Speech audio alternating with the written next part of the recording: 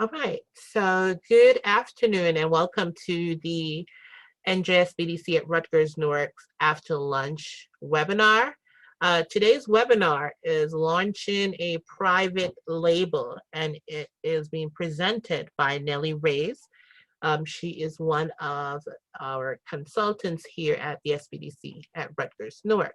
For those who are not familiar with the SBDC, we are a resource center for the Small Business Administration, and our objective is to provide one-on-one business consulting to individuals who are, thinking about starting a business or are trying to start a new business, and for established businesses, whether they need help in different areas. That can be with import-export, it can be with marketing, it can be with accessing capital or procurement, government contracting.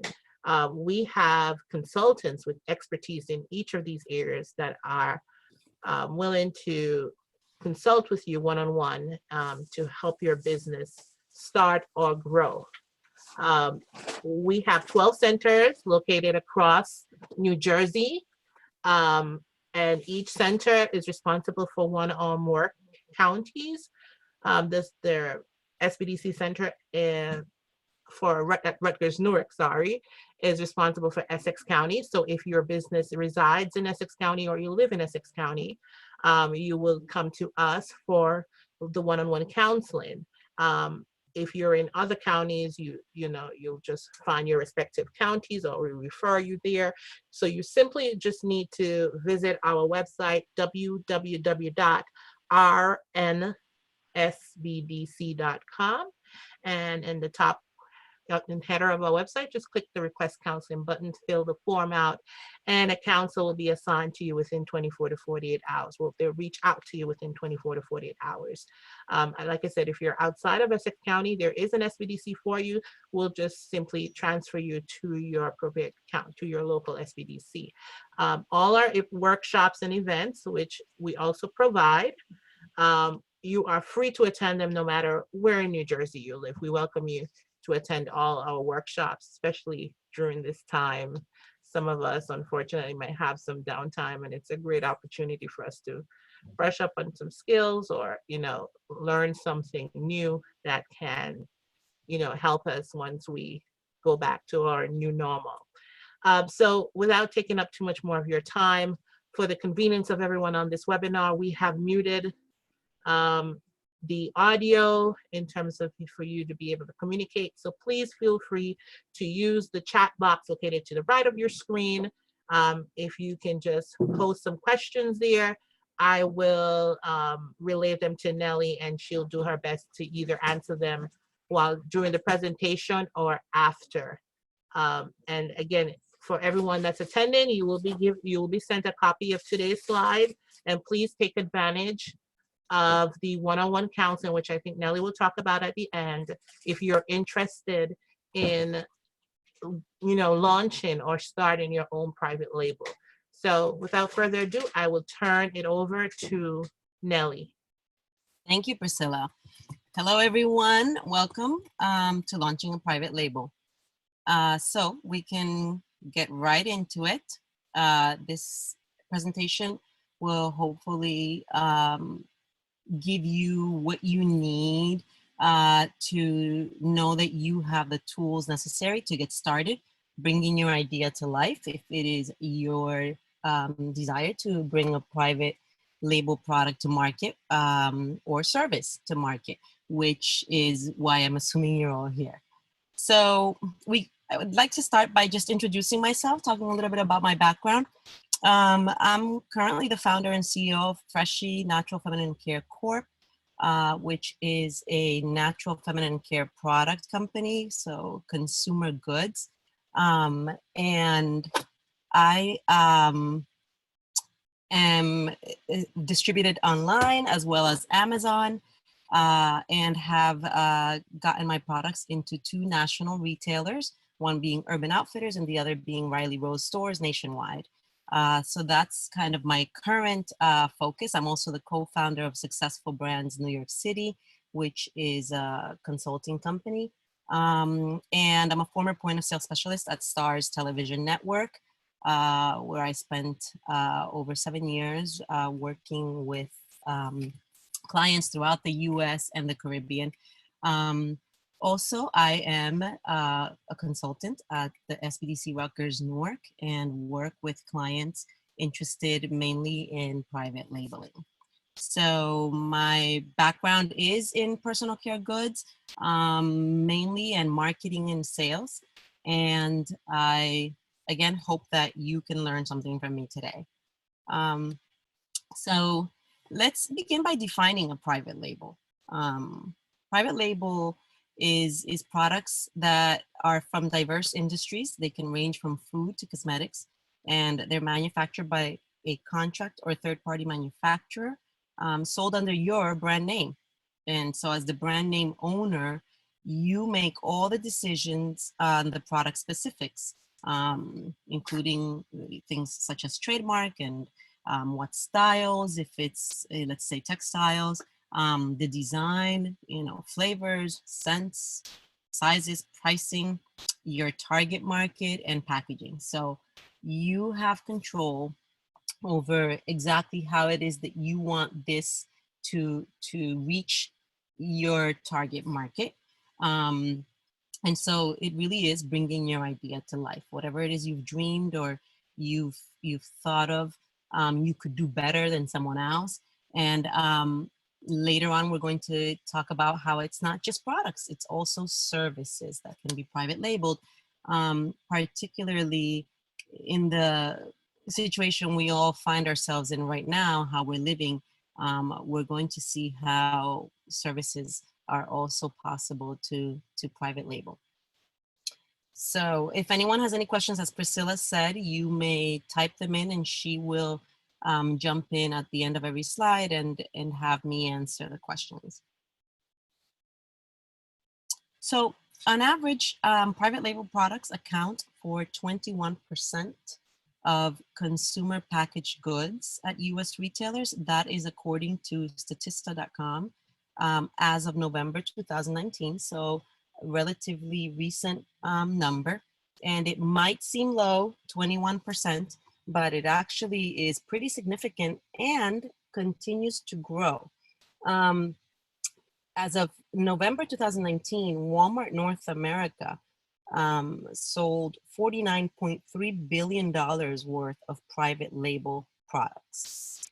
So that's pretty significant when you look at it in dollar terms. $49.3 billion worth of private label product sales. Also, just to give you another idea, sales of private label health and beauty aids in the US is $88.1 billion as of December 2019. And again, this is continually growing. In my experience, it has been in consumer goods. And I certainly have seen from just when I launched my product line, which was in 2014, how much more product offerings I've seen come about in what sometimes is called the indie space, which refers to independent beauty labels or personal care product labels.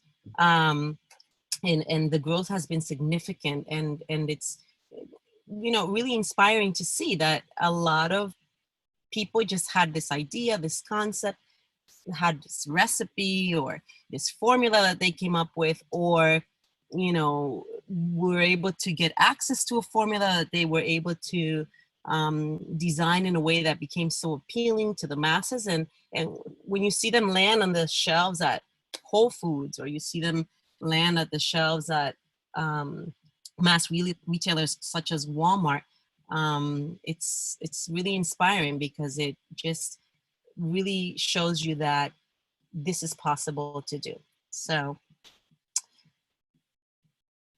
how to go about it? Well, you have options. In private labeling, you can either go proprietary, which basically means you have an original design, an original formula, an original recipe, an original way to do a pair of pants, or as we said earlier, a service, something that you might be really skilled at doing, but you want to do it differently, or you have an angle that's different. So that becomes proprietary because it's yours. Just to give you an example from me, my formula for my product offering, it's a proprietary formula because I hired a formulator to create a unique formula for my product line. And it belongs to me. So that's the way I chose and opted to go about it. And the reason I did that is because I knew specifically what I wanted, and I wanted to make sure it was something that did not exist anywhere else, that no one else had.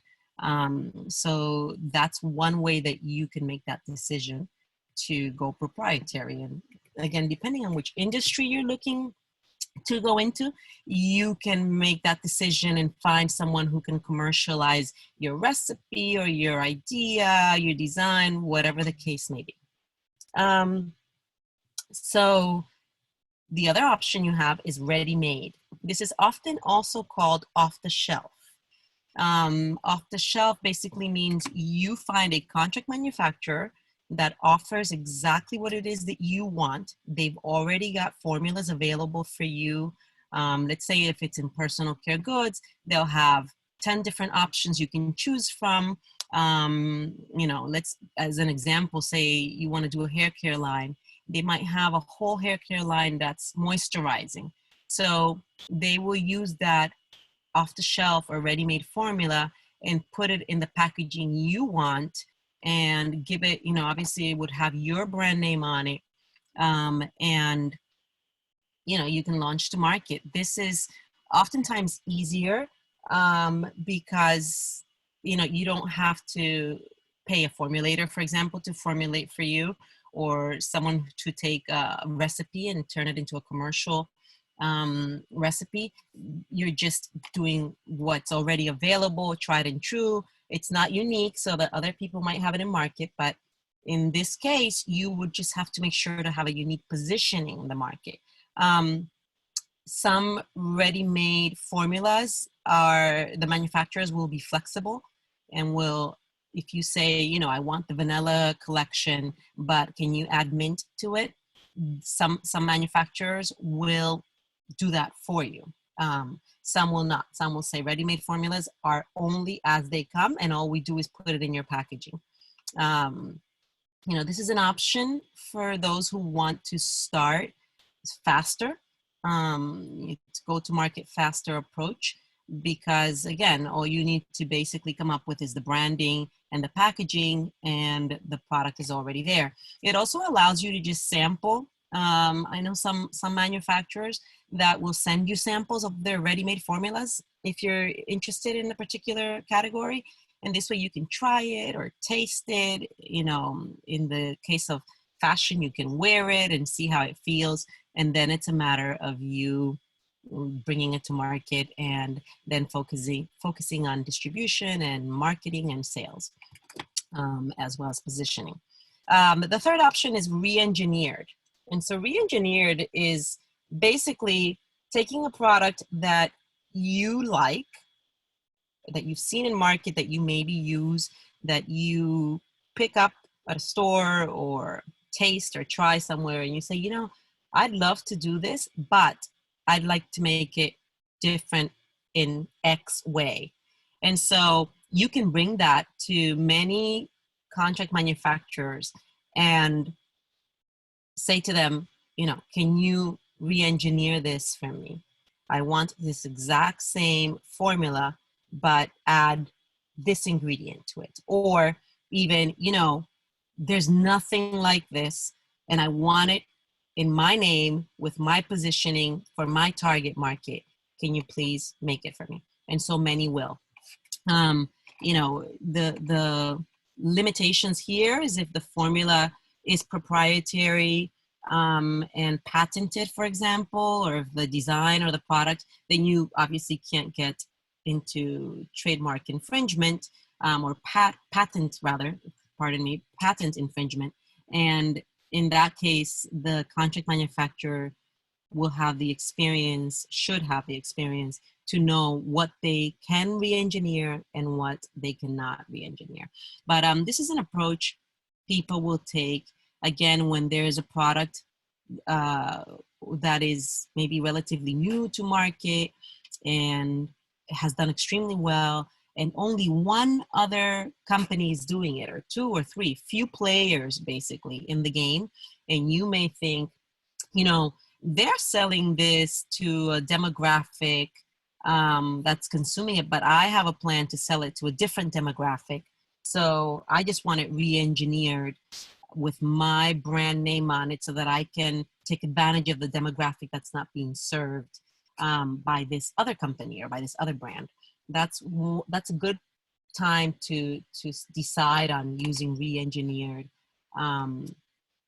re-engineered option for a brand, for a product.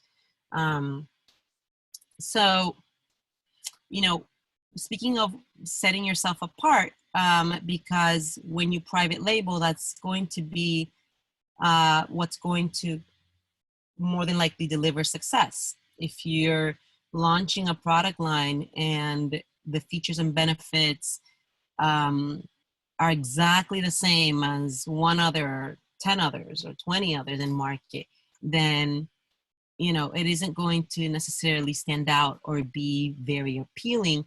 In other words, why would people buy yours if they have already been buying this other brand that's got the exact same thing you have? So you want to make sure when you're launching a private label, when you're planning for it, that you're going to have unique points of differentiation. And I said points because it can be more than one, but it can also just be one thing. And oftentimes, and many of you have probably heard of or even used brands that really there's one thing about it that's different than anybody else's product, even though there may be many of the same type of product within a category. So very important that you define your unique point of differentiation when you decide you're going to do a private label product. Same goes for service. If it's going to be a service, you need to make sure that, you know, you can still do, for example, financial services for someone. But ideally, there's something about coming to you that makes it more appealing than going to the other person. Number two is you want to have attractive design or packaging. This is huge, especially in today's world, because the market can be so cluttered. You take, for example, a walk through an aisle at a Walmart, which is, you know, the mass retailer that does the largest amount of sales in the US. There's a lot of product, right? There's a lot. And so what stands out and makes people, you know, be interested or get interested in picking it up and reading and see what you're offering is that you have attractive design and or packaging. Even in foods, right? We see in foods now that it's something in just a clear plastic cellophane bag doesn't tell a story, while packaging that, you know, claims to satisfy you a certain way or deliver what you're looking for, nutrients, health, if you're wanting to live a healthy lifestyle, is what really drives that purchasing decision. I've also seen firsthand from having gotten into the Urban Outfitter stores, which is the first national retailer that I was able to get my products into, that you know, and what I did was I visited all the New York stores. We were in some Los Angeles stores, New York stores, and throughout different states. But because in North Jersey, I spent a day in New York just going through all the stores. And it made such a difference to have packaging that was clean, crisp and clean, but also had a colorful pop that stood out. Because guess what? You're not going to be on the shelf by yourself, right? You're going to be on the shelf with other products. And so this is an opportunity to grab the customer's attention. So Again, regardless of the industry you're in, you want to have an attractive design or packaging. If you're going to be private labeling a service, then your opportunity is to have an attractive website, attractive, um, you know, brochures, or attractive. Your marketing materials need to be very attractive so that the person looking at it decides this is who I want to go with. And then number 3, functionality that is valued. And what we mean by that is, you know, if you have an idea or you launch a product that is functional in a way that is not valued by consumers, then it won't matter that that is functional. And so what I mean by that is, I'll give you a kind of a far out example, right? Let's say you decide to launch a shampoo product that when people put it on their hair, it like crackles and pops. I don't know. So that, you know, they feel that sensation. But if people don't value that and don't think, ooh, that's getting my hair cleaner, or, oh, that's strengthening my hair, then that's a functionality that's not going to really be valued. And so, you know, one way to determine this when you are preparing to launch your own, if it's a product or service, is to test it. You know, either come up with a prototype, or in the case that you're going to just use a contract manufacturer or formulator, have them give you samples and have people try it first, your friends and family, and give you their feedback. This way you can confirm, yes, you know what, this is functional the way I designed it, I thought it up the way I dreamed it, and people really value it.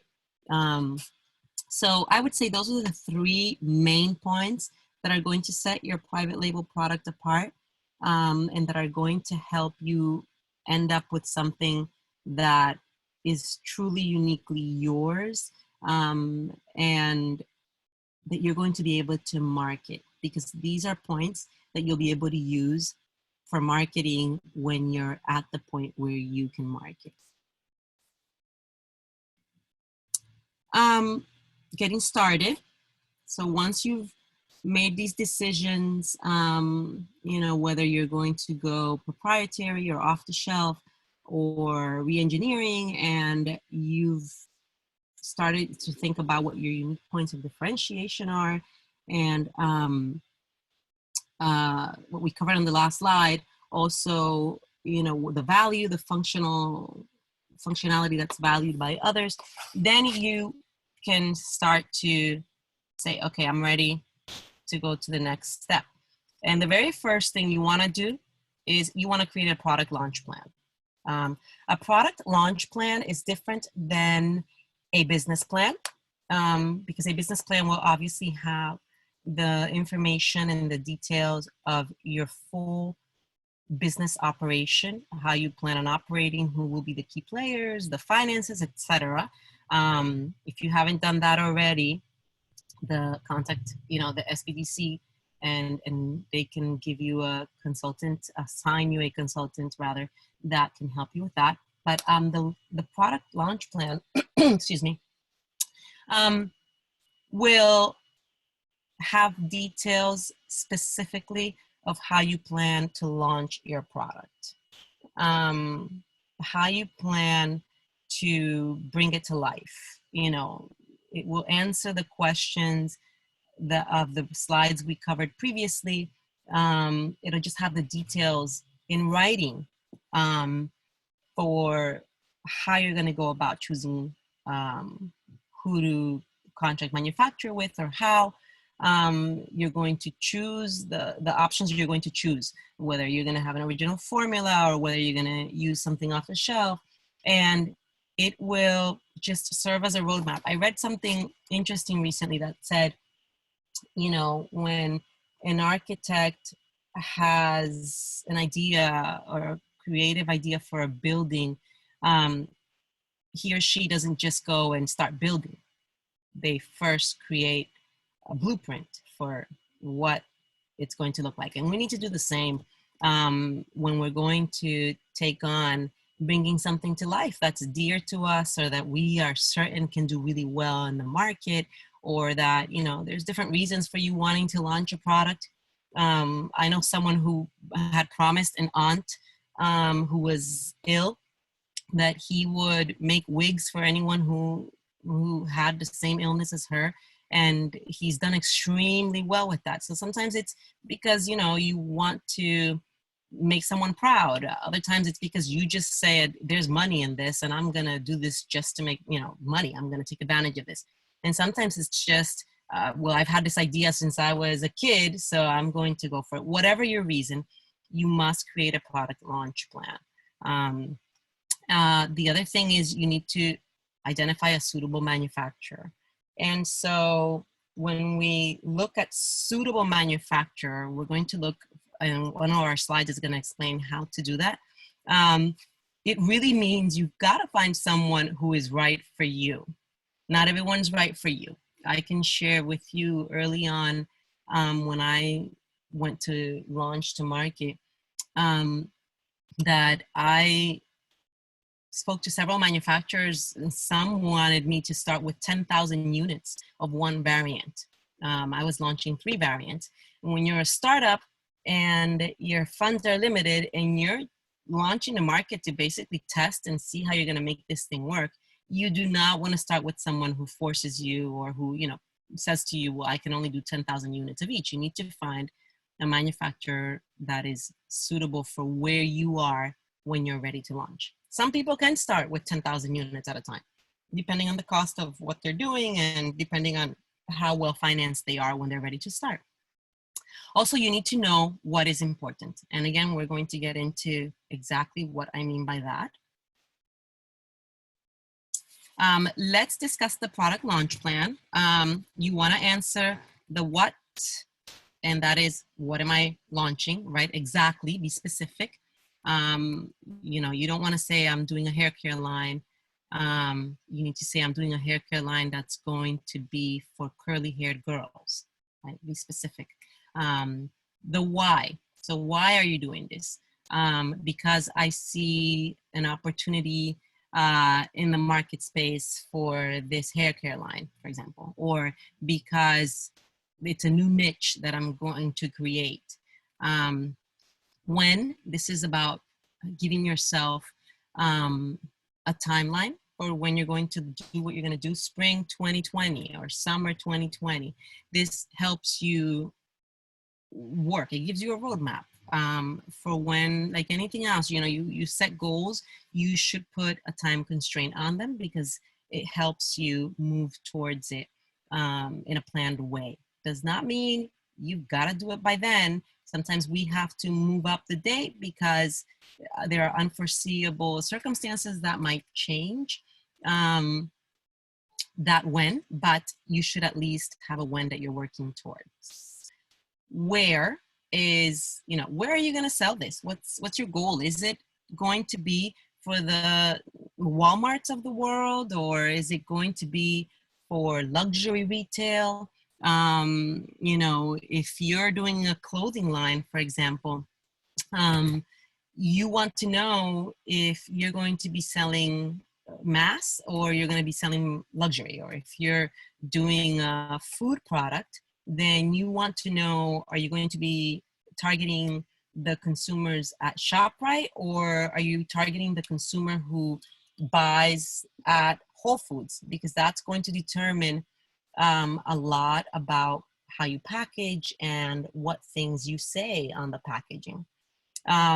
You know, that leads us to the who, which is precisely who's your target market.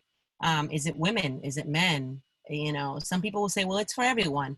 But even when something is for everyone, there are demographics to consider and to take into account. So that's the importance of identifying your who. You know, we can take the example of the iPhone, right? It's for everyone, but it's for everyone who appreciates design or who wants to have the latest in technology. So, you know, it's for men, women, young people, older people, but they have to have a certain desire that makes your product right for them. And then how much? And the how much answers at what price point do you want to your products to reach the end consumer. Again, you know, if it's going to be mass retail, then you're not going to sell it for $100, right? You're going to have to sell it in a way that is affordable for people who purchase at Walmart. And the same if you're going to create something that's a luxury good, then you obviously can price it at a luxury price. Then we'll look at how you identify a suitable contract manufacturer. One very important point is to ask about their capabilities.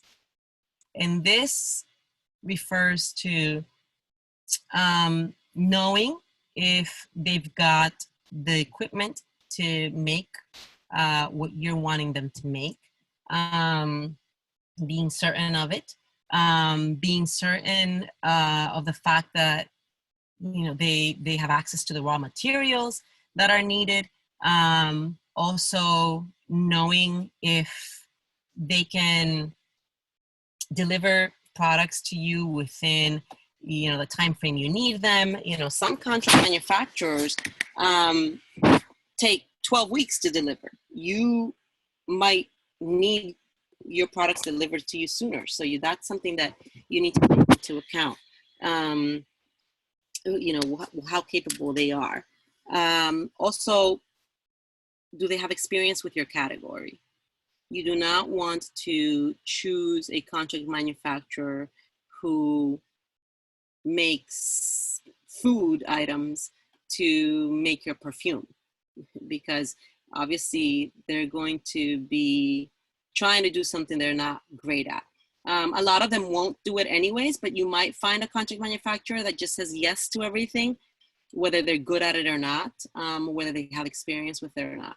It will make a big difference if their experience and expertise is within the category you want to launch your product in, because, you know, they'll be able to work with you, give you ideas, there will be a sense of ease in what they're doing. I spoke to many contract manufacturers before deciding on the one I've been using for the past 4 years now. And, you know, this is all they do, is my type of product. So it's been hugely helpful because I can sit with the lead manufacturer and basically come up with anything I need, because this is what he does all day long and what they focus on. So that's very important. And then you want to have pricing that makes sense. So early on, when I was going to launch Freshie, I had a contract manufacturer tell me his minimum order quantities were 5,000 units of each, and I really considered working with him. But the manufacturer I ended up working with gave me a better price for ordering a 500 unit minimum order quantity. So I tell you, it is very important to shop around and make sure you're really getting what matters. And when it comes to pricing that makes sense also, you know, what I mean by that is that you've got to be able to make a profit. You don't want to price, and, you know, I know there's courses you can take on pricing the product correctly, but you don't want to end up creating something that you think is great to sell for $10 and the contract manufacturer can't make it for less than $8, and now you're basically making no money, because the point of being in business and selling something is obviously to be profitable, or one of the main points anyways. So along with that, though, you don't want to just focus on pricing. That makes sense. You do need that. You need to make sure you're priced in a way that the pricing your manufacturer is giving you is making sense. However, quality is just as important, because if you go with just, you know what, I'm just going to pick the manufacturer that gives me the least expensive price point, but then their quality is no good, then you're not going to have repeat customers, right? Or you're not going to have satisfied customers if your product is a one-time purchase type of product. So it's important to not only focus on pricing.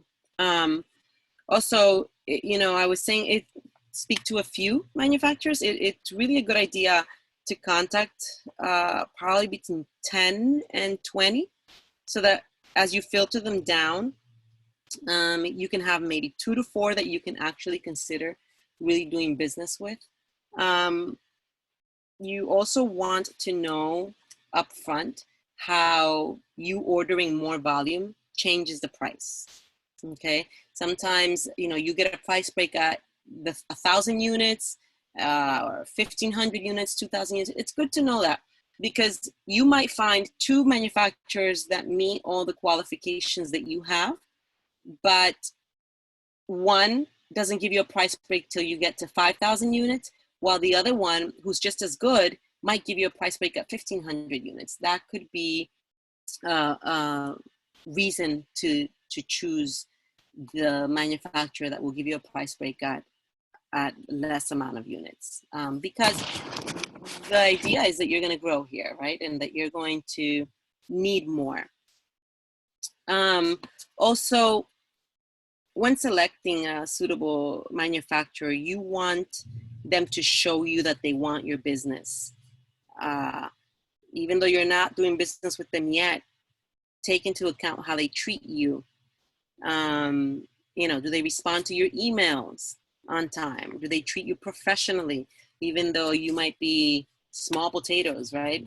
I had a manufacturer who was actually, they were printing packaging for me, and made a mistake in one of the runs.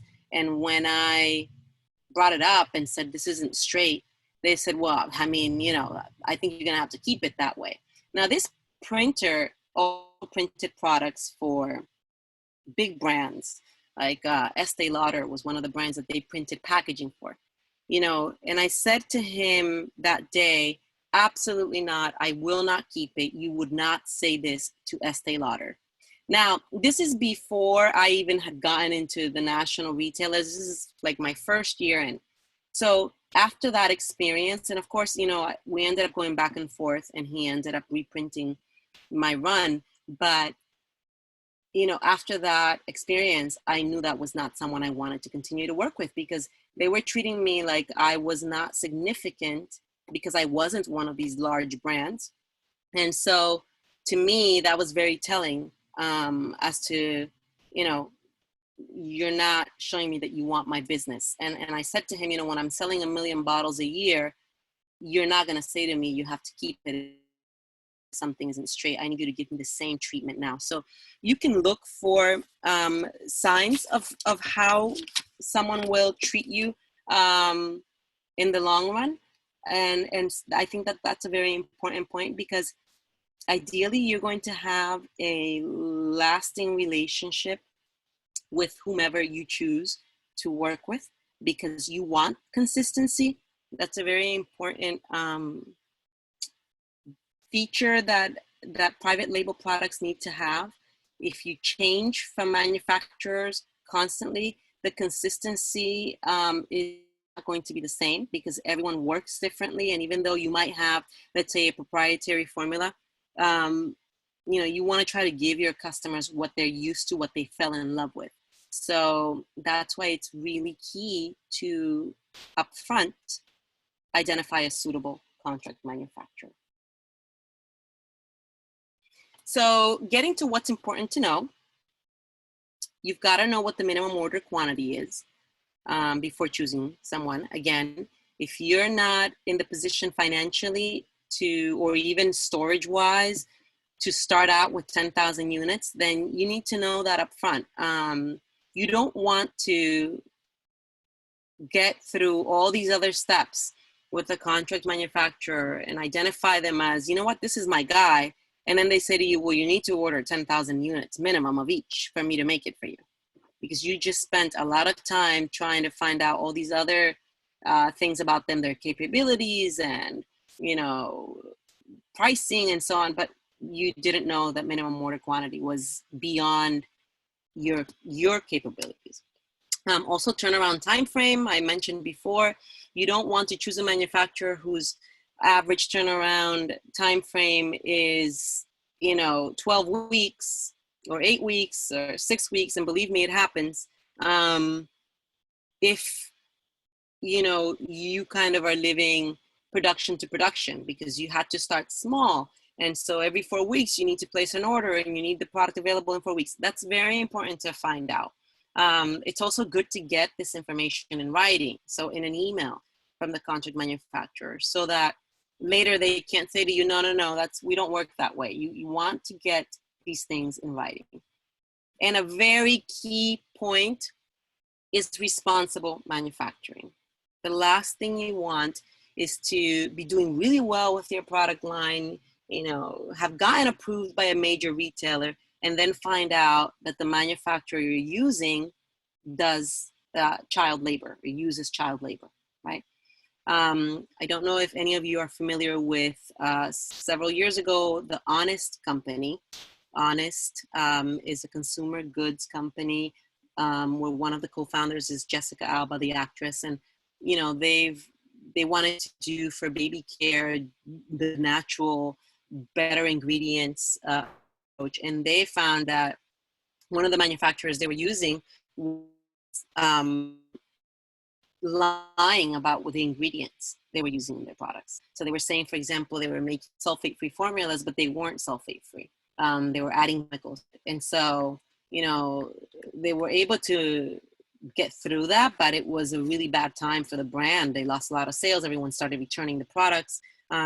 So you want to do your due diligence and find out that the manufacturer you're looking to work with practices responsible manufacturing. I think, you know, for some people, this is more important than for others, but I also think it's important to take into account their footprint. You know, if it's a company that's known for throwing waste in the ocean, I know personally, I wouldn't want to work with them because at the end of the day, I'd like to be working with people who care about more than just making a profit. So those are the three things that I'd say you absolutely must know about a contract manufacturer, along with the other points I already made about the capabilities they have and what kind of pricing they'll give you, etc.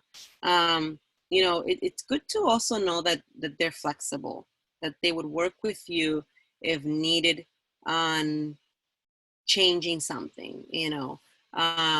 For example, if, you know, you thought you wanted to have a certain level of fragrance in your product line and realized after launching it, you know, that's not what I want. I want it to be softer. You want them to say, okay, we can pivot. That's a big point as well. I think as in any relationship that we have, it's important to be able to have flexibility to tweak things as you go along. And so let's talk a little bit about private labeling a service and or skill, because as I said before, in the time we're living in right now with everyone quarantined at home and,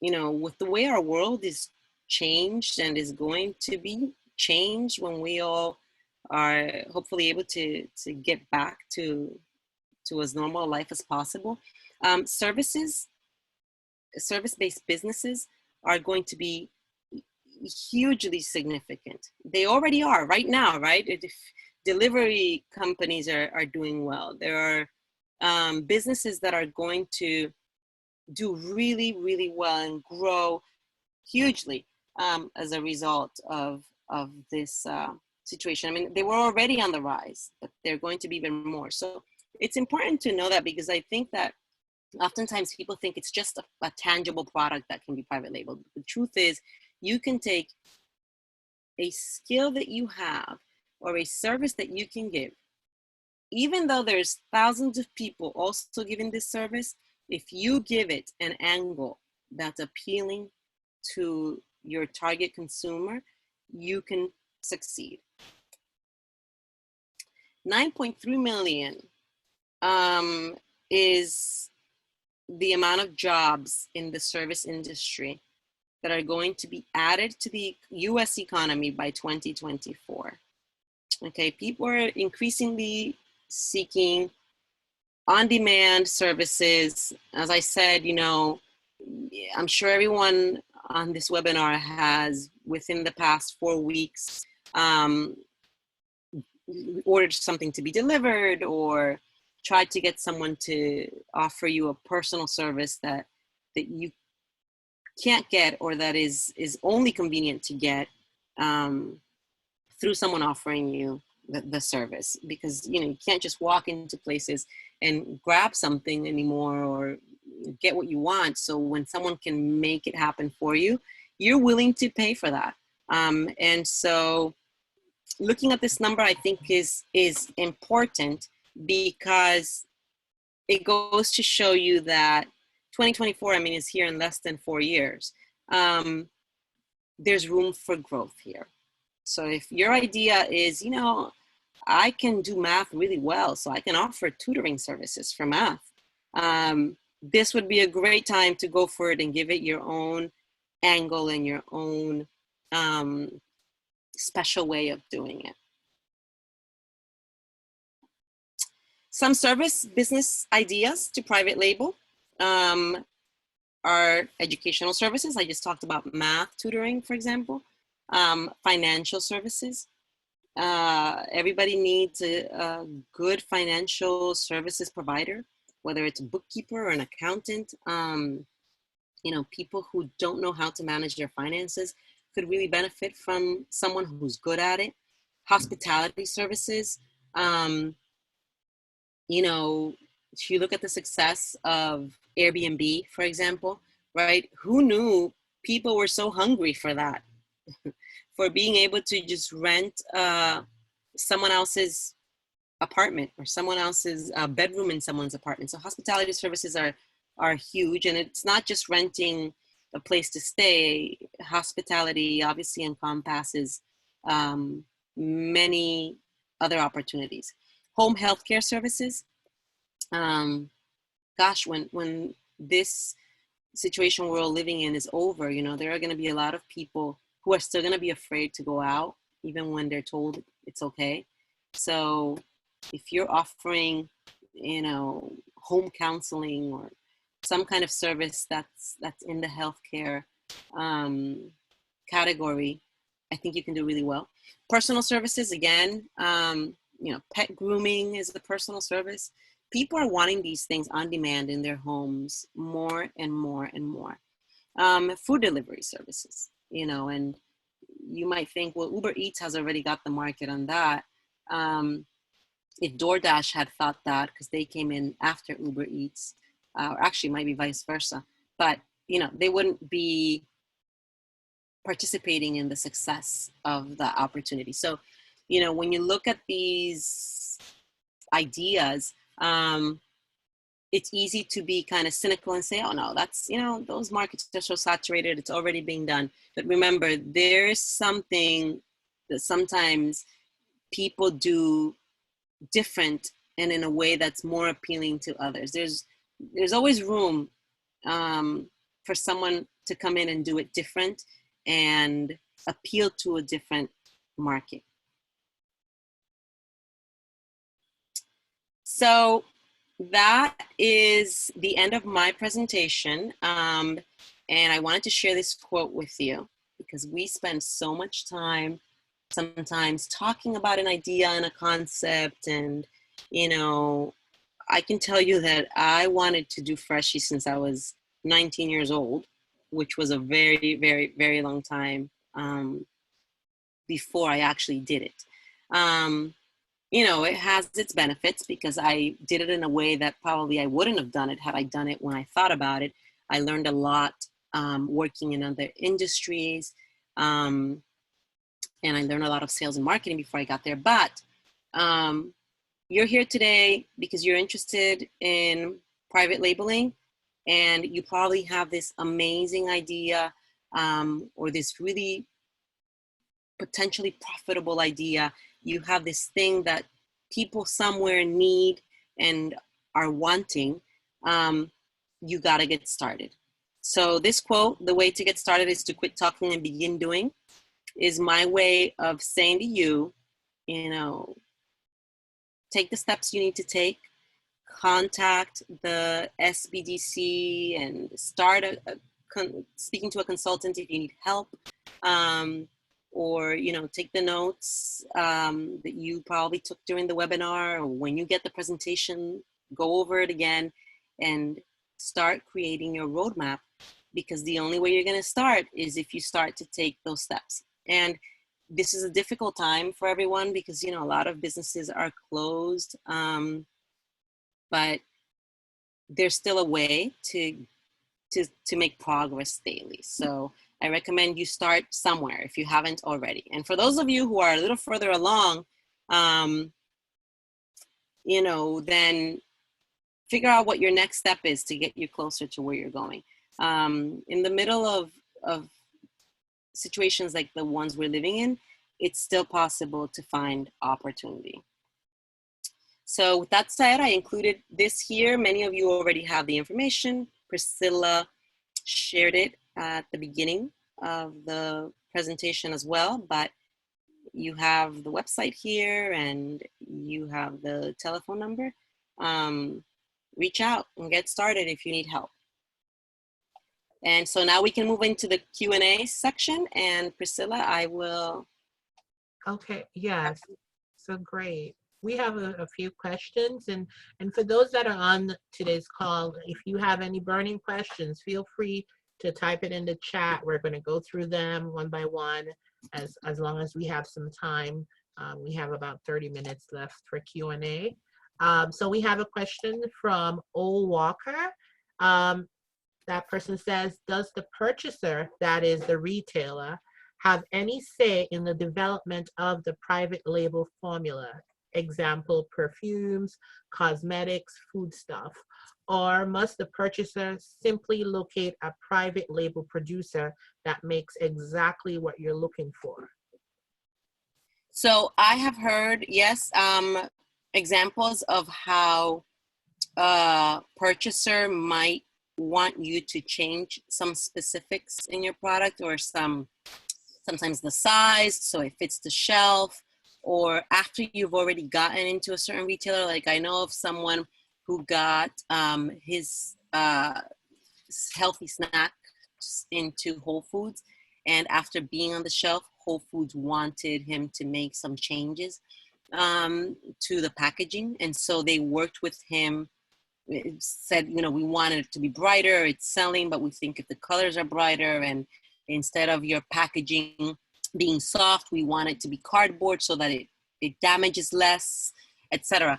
That can happen. But, if you're starting out and you don't have a large purchase order, you can't wait to see if a purchaser is going to say, well, I want it this way instead of that way. You have to start with something, even if, let's say you bring something that's such a great product and a mass retailer says, I want it, but instead of being, in a white plastic bottle, I think it should be in a clear plastic bottle. Then at that point, with the purchase order in hand, you can go to a bank and say, I've got this purchase order, I need to fill it, but I need to make changes to the packaging. Can you fund it for me? So the answer to that, I guess, would be, yes, it happens, but it's not typical. It's not the way to get into a purchase, to get a purchaser to purchase from you. Does that answer the question? Or was it a different angle that you were asking me? Are you asking me as a purchaser? There's no response yet. Oh, she says as a purchaser. Okay, so you're a purchaser and you want to, yeah, again, so if you are a purchaser and you want me to have specific packaging or specific ingredients in my product line, you need to be making a pretty significant purchase from me for me to accommodate those needs. That's just me personally. In other words, it has to be worthwhile to the private label owner to make changes to suit the purchaser's needs. And that typically happens when it's a large box retailer. Okay, another question. So I'm sorry, O. Walker, it's a he. He also says, I'm talking about buying from the third-party label producer. I see. So Yeah, so when I shared that slide of the 3 different ways that you could do it, you don't always have to buy off the shelf. And sometimes even off the shelf, they will do things for you that you want done. So if they offer you a product line or a collection that's, you know, made of X, and you say, can you also add this other ingredient? Many will do it for you. And again, it depends on what you're asking for, but they will work with you to give you what you're looking for. Absolutely. If you're purchasing from a third party manufacturer, then ultimately what you need to end up with is exactly what you want. And this is why it's important to speak to different contract manufacturers, because you're going to find some that are going to say, nope, all we sell is exactly what we have as we have it, and we put it in your bottles, in your design, with your brand name. That's it. And then you're going to have some that say, sure, we've got this collection and we sell this. And I think I said this as a vanilla scent, but you want mint added? Sure, we'll add it for you. So the right contract manufacturer will, you know, give you, the purchaser, exactly what you're looking for. Okay. We have another question here. How do you locate third-party private label producers? Is there a list? If you're looking in the phone book or doing a Google search, what general name would you type in to find a list of producers? So, I mean, it comes down to you doing your research, yes, and doing your due diligence. You know, obviously Google is a friend. You can use Google, but you basically, I would type in private label manufacturers. And depending on which industry you're looking for, I would add for personal care goods or for food items or for clothing, for shoes. You know, be specific. It takes time to sit and research and sift through, and you identify ones that you're interested in. You know, there are companies that you can hire that will give you a list, or that will go through, you know, options for you, that will say, you know, here's a list. Do you want them to be in the same state as you? Does it matter? And can provide that for you. But really, it comes down to doing your due diligence and narrowing it down, to depending on your industry. Okay. Another question here from Clarabelle. How can you research the responsibility of the manufacturers? Is there a third-party source we can use? So definitely look for reviews. There are, like, if you're looking for a contract manufacturer, let's say outside of the US, like I know for China, and, you know, platforms like Alibaba will rate them, and will give you, so some of them will give you a rating. There's also a website called thomas.net, and that's THOMAS.net, that will give you different companies and give you a rating if they have one for them. You can try Dun & Bradstreet and see what the score that the ones you've narrowed down to have. And you can also contact your consumer affairs department and find out if there's any complaints against the one or the ones you've narrowed it down to. So the contract manufacturer I use, they list reviews on their website. So, you know, someone who's got accolades like that and who's got people saying great things about them will more than likely list it on their website. If they don't, you can also call them and say, hey, I'm really considering working with you. I'd love to get some references from customers you've worked with. And many of them will send them to you.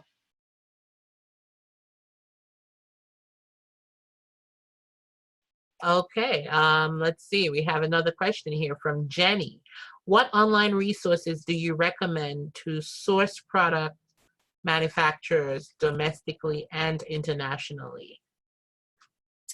So as I just shared, those platforms such as thomas.net, alibaba.com for international, mainly China.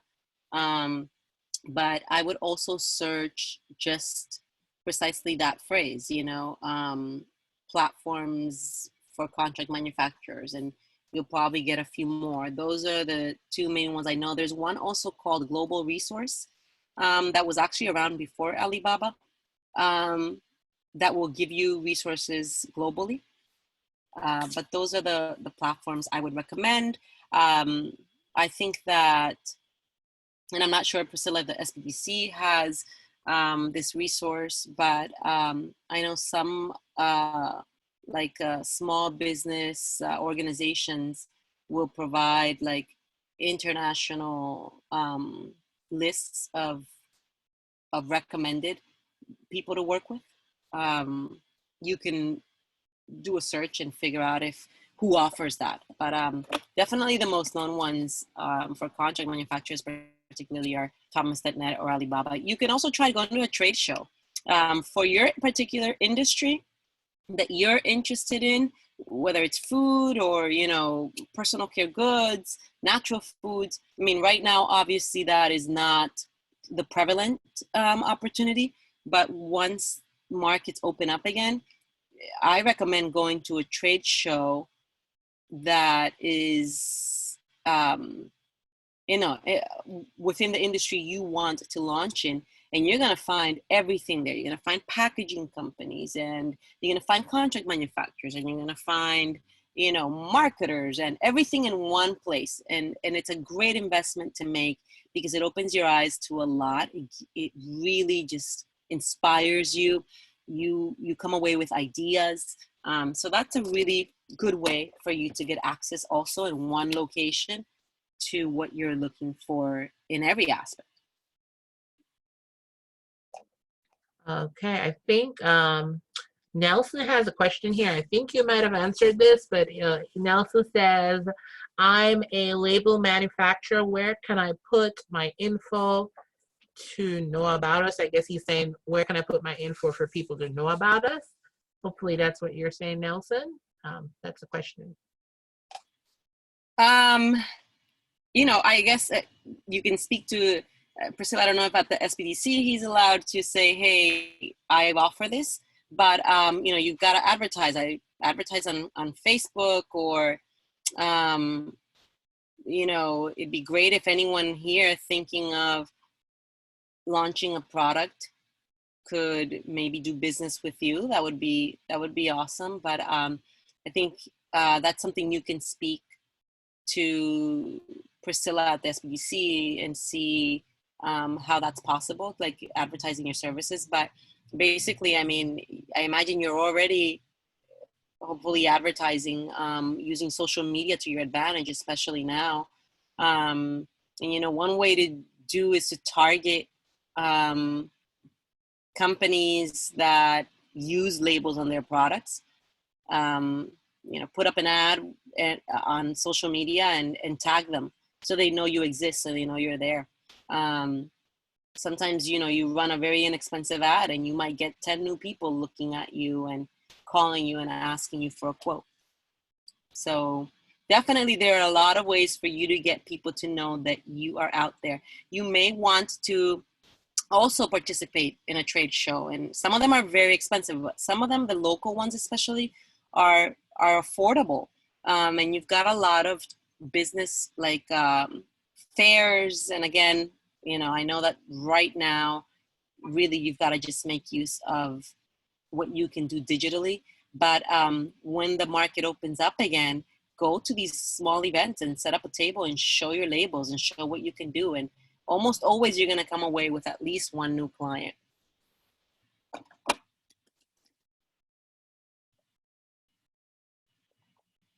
Okay, great. You're welcome, Nelson. Great. And Nelson, you know, for a lot of people, Nelson, we have a great marketing workshop. I think one is this coming Friday, you know, that talks about a lot about what Nelly just said in terms of, you know, running an ad or marketing on social media, you know, to draw that attention to your business. Feel free to just contact our center. Let's see. Does anyone here have, okay, great, Nelson. Does anyone else have any questions? I have one more here. This person. What, oh, which is more affordable, private label suppliers domestically or internationally? Example, Alibaba. So depending on what you're looking to manufacture, um, you know, and remember, affordability entails a lot, right? Because you might be able to get half price for a product per unit in China, but then you've got to pay for that product to get to the US. And, you know, it's important that you know the true cost, or what's called the landed cost of an item. There are people dealing with ordering product from China, waiting the 30 days to receive it, or 45 days, dealing with customs, and they're saving 15 cents a unit. In my opinion, I'd rather just get it from the US, pay the extra 15 cents, not have to worry about dealing with customs. But that's in my category, right? If your category is, let's say, I'll give you an example of someone I know who is doing a beautiful fancy line of handbags. The person could not get those made in the US for a price that would allow the person to be profitable. So the person had to get it done abroad. So depending again on what you're looking for, if you're trying to launch the next iPhone, you know, in your own brand or your own style, you're probably going to get better pricing going abroad than the US, because having tech stuff done in the US is still very expensive. But it's very important to do your research and to compare and contrast. But it's also very important to know that it isn't just the price you're given up front. You've got to always calculate the full cost. I'll tell you, I get my products from the US. I have them made in New York. And it's not just the price I pay for my products to be made. I also have to pay for freight transportation. That is all part of my cost. So you've got to really calculate the costs and decide what is worth it to you. If it's going to come from abroad and you're saving 15 cents a unit, is that worthwhile to deal with customs? And, you know, it's the longer waiting periods on turnaround time, usually because it's coming from overseas. It could be worthwhile in your industry. In mine, it's not. Okay. Jennifer asked, how difficult is it to vet suppliers from overseas, such as, again, they have Alibaba, AliExpress. How easy is it to vet? I guess she's saying if they're legit or not. You know, it's important to obviously go through the reviews and ask for references if they'll give you references. But in terms of easy, I mean, the truth is, when you're starting a business, nothing is really easy. If it's too easy, you're probably not getting the truth or the reality of it. So it's time consuming for sure. And I can't stress enough that you've got to do your due diligence, particularly if you're going to work with a provider from overseas. But, you know, as I said before, there are government agencies that will allow you, that you can contact and say, I'm trying to do business with X company. Can you tell me if there's, you know, any red flags concerning this company? And I know for some markets, there's, you know, they'll have that information. I had a company from Korea reach out to me several years ago wanting my product line. And obviously I went on their website first and checked out who they were and how legit they seemed. I saw that they worked with several American companies. They were representing 2 other American brands. So I reached out to those companies and said, do you really work with this company? Are they legit? Like, have you had good success with them? So really, it's doing your due diligence, not taking anything at face value, because obviously things on the internet, yes, even on Alibaba and some of these other platforms that are legit, you could have someone completely posing to be responsible and to be doing the right thing and not be doing it. But the only way you're going to find out is by making phone calls, sending emails, doing the research, going on their website, checking out who else they work with, verifying if it's true. So easy, I can't say it's, you know, easy from 1 to 10. It's 7. I think that everything is going to require you to invest the time and to be really smart and strategic about what questions you have answered before you move forward.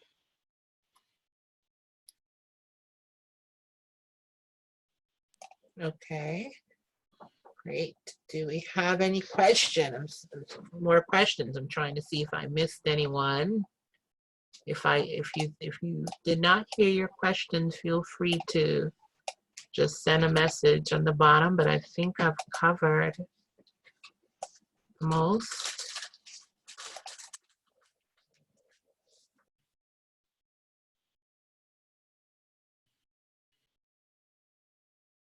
Okay, it looks like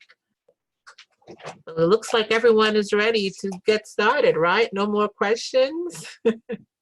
Great. Good. So no, I think that's it. I don't see any more questions from our participants.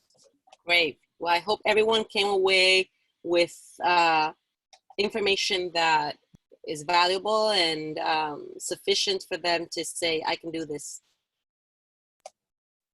Right.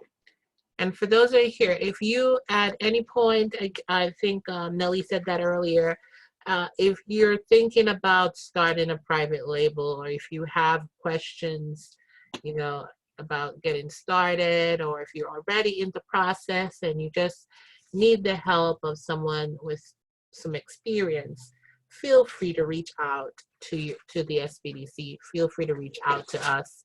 We are willing and able to help you through any issues that you might be facing. You're not alone. Okay. Again, as I said before, I saw one last question. I think I might have been missing one. Okay. Oh, Carol asked, did you have investors or were you self-funded? I was self-funded. I went step by step. My first step was hiring the formulator, who I was able to get through a reference, former Procter & Gamble formulator that I was able to use and gave me a great price and worked with me on, like, you know, paying 50% down and then 50% and so on. And so I went step by step, the packaging, the designer, you know, and so on. So I was self-funded. I actually am still self-funded pretty much. Then I just got started. You know, there's an expression that says, build the plane while it is flying. That's not possible to do with everything, but whenever you can, you should really try that approach, because I didn't have in place all the money or all of the things ideally you would have in place when you get started. But if I had waited till then, I might not have gotten started till way later, and maybe by then the category might have been so saturated, or somebody else might have done what I did. So it's important that you know that it can be done sometimes with very little upfront, with the minimum. Yes, ideally we would all launch with $100,000, right? Or with an angel investor who's got this credit line available to us. But the reality is that sometimes that $500 you have, or that $1,000, is just enough to just get you started. And that whole concept of build the plane while it is flying is, after the plane is off the ground, then you can start adding, you know, the seats, the seat belts, you know, the little closet where people put their jackets away. So you can start to add things. I started with labels on my product and went to silkscreen bottles eventually. You know, I was going to start with just one variant, and I started instead with 3. I was able to do that. But, you know, my website initially was not the website I have now. and so on and so on and so on. My initial production was 500 units. Now I do 2,000 units of each of production, and so on. So in terms of funding, yes, it would be great to be fully funded, but you may just have enough to get started.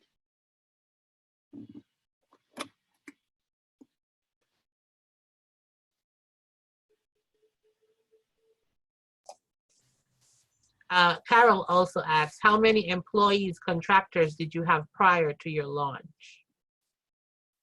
Zero employees. Contractors, I mean, I hired a formulator. Then I had a friend help me put up a website. You know, as I needed a service, like the person who helped me with my packaging design, I sat with her at Starbucks for a full day.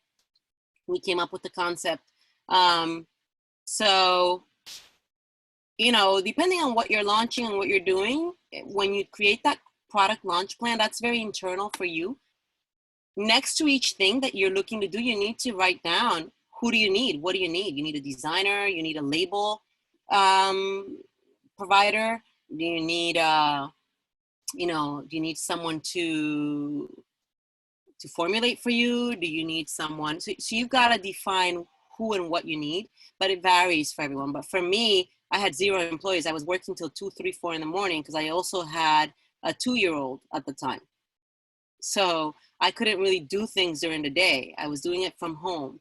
But look, I have friends who've launched very successful private label brands that have grown to do $2 million a year. And they were working other jobs when they launched. Like I have a friend who would sneak out from his executive position job at noon to run to the post office, basically. You know, sneaking, I'm saying, because no one at his job could see his car full of boxes that he was going to send to the bring to the post office to drop off to have his products shipped when he started. Eventually, he resigned to his executive position and was able to open up salons all over the US with his brand name that started with 1 product. But people don't know part of his success story is that he would leave his job as an executive to go drop off boxes at UPS. So in the beginning, more than likely, the employees are going to all be you, unless you've got the funding and you can hire out several contractors and you can hire out people who can do things for you. But when you start out lean, especially self-funded, you're going to be wearing, you know, I hate to sound cliche, but you're going to be wearing all these hats. Okay, so we have about 10 minutes and a few more questions came in. Real quickly, I think Carol also asked, which distribution outlet, Amazon, Walmart, Target, did you find most favorable? And Atik also asked, is using fulfillment by Amazon suggested? So I think those are both similar questions. Yeah, okay. So every single mass retailer, when you talk about Walmarts and the Targets, they each have their own requirements. Some are similar, but not all. For example, Urban Outfitters was had very different requirements than Riley Rose, which is a Forever 21 company. Different labeling requirements, different shipping requirements. The online products sold, it had to be shipped one way, and the products for inside the brick and mortar stores have to be shipped another. So really, I can't tell you one was easier than the other. Amazon, it's easy to put your products up there and to launch your store, but it has to be learned too. Amazon is a world that can really be cultivated, but you've got to spend the time researching and learning how to truly benefit from it, or hire someone who is a master at it, and then you can see the benefit immediately because they've already learned it for you. And to answer the question about Fulfilled by Amazon, absolutely. I use it very successfully. It's expensive. And what I mean by that is your profit margins will be diluted significantly by about 46%. So you need to make sure you're priced in a way that you can handle it. But, you know, when you see $10,000 in sales in 1 month on Amazon, but they only deposit 6,000, you need to be willing to give up that 4,000 and make money on volume. And that's how FBA works. It's really clean and streamlined because, you know, they'll tell me how much product they want me to ship. They'll show based on how much I'm selling. They'll say, these are your next 3 months projections, sell us another 1,000 units. And so I send the 1,000 units out. They distribute it throughout all their warehouses all over the country. I don't have to worry about, you know, so if I'm selling a lot in California, they'll send it to their California warehouse. There's a lot you get from them. The beauty of FBA too is that if I'm outside of the country, for example, I don't have to worry about who's picking, packing, and shipping orders because Fulfillment by Amazon has got it, right? And, you know, it's always on time and people really trust and rely on Amazon. So you're exposed to millions of people. And you can do Amazon advertising. When you're fulfilled by Amazon, also your ranking goes up on Amazon. So, you know, it's a world that has to be learned. I'll tell you that much. Okay. We have two, I think there might be similar questions, so I'll ask the first one. Mohammed says, I am a manufacturer. Do I need a special license to be a private label provider? And Lily says, about licensing a service, what are the most significant differences from product licensing? For a product what? Licensing, sorry. Licensing? Licensing, sorry, yes. Okay, so for Mohammed, I can't answer that exact as to whether you need a license to become a private label provider. I would think not, but you do need certain insurance. For example, my manufacturer provides insurance that guarantees that they're making things legitimately and using, you know, equipment that's sterilized and following the law in their manufacturing practices. So you need certain certifications that say you are allowed to do this, that what you're doing for me is as the government expects you to abide by laws, etc. So I would look into that though. I would contact probably the state business affairs department and just find out if you need a license to offer private labeling services. And then in terms of licensing, and you said and a service, right? So is she referring to licensing like let's say you want like a franchise? Is that the I don't really understand the question. Hey, I'm not sure. Licensing a service, what are the most significant differences from product licensing?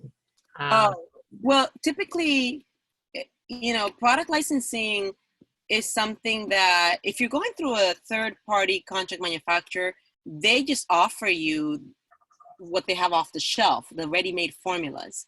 So you're not really licensing it from them. Licensing would look more like when I first launched Freshie, I had a blogger who was getting started, but she was doing very well, contact me about licensing my formula because she loved the product and was like, I want to do my own feminine care line. Can I license this from you? To which, of course, I said, no, it's a proprietary formula. I won't give it to anyone. And she still went and launched her own and did something different and did very well with it. But that's what licensing is, right? You would say to me, hey, Nelly, I want to license Freshie from you and call it Cool Girl, you know, and then I would say, well, that's going to cost you this much to use my formula with your own name on it. So that varies. That varies by who you're licensing from. It's just like franchising, right? Depending on how popular the brand you're trying to franchise, you're going to have to make a larger investment. And so the same thing goes for a service. I just think if you wanted to launch like a cleaning company and use the name of one of these brands that are already known, then it's going to cost you. And each different brand would have its own price.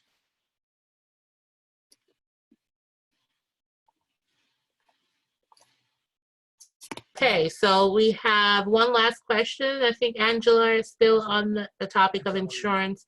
What kind of insurance do you need for personal care products? Does the manufacturer you use have to use a particular insurance? No, so you should always, as a business owner, have liability insurance. When you have a product, you buy what's called product liability insurance. And some retailers will require you to have coverage up to $5 million. Some just the basic, the standard is $2 million in coverage. It's going to depend on your product. If you're doing a hair relaxer with lye, your policy is going to cost you a lot more than if you're doing an all natural deodorant, for example, right? Because the all natural deodorant has 3 ingredients in it, and it's not going to burn anyone's skin off more than likely unless they're allergic to something. But you need product liability insurance. And so you would contact an insurance agent, ideally that could walk you through what you need. I would start with the basic, and once you get into a national retailer, if they say to you, well, we need $5 million in coverage, then you can up it. But definitely start with the basic. The policy may cost you anywhere from $800 to $1,200 a year.